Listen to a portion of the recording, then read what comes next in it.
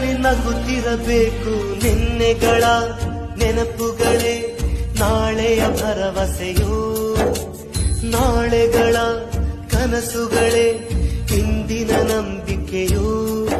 ಅದು ಯಾರೋ ಮಾಡಿದ ತಪ್ಪು ಇದು, ಇನ್ಯಾರಿಗೂ ಶಿಕ್ಷೆ ಬೇಕೇ ನಮ್ಮ.